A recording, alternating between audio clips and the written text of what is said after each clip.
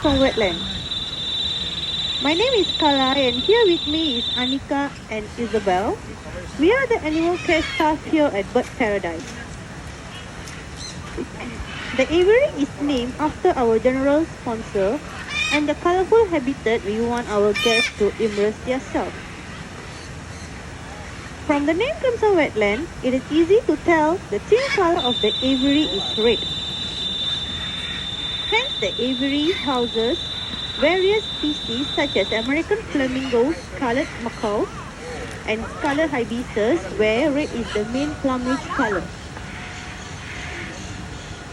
Crimson Wetland is designed based on the flooded savanna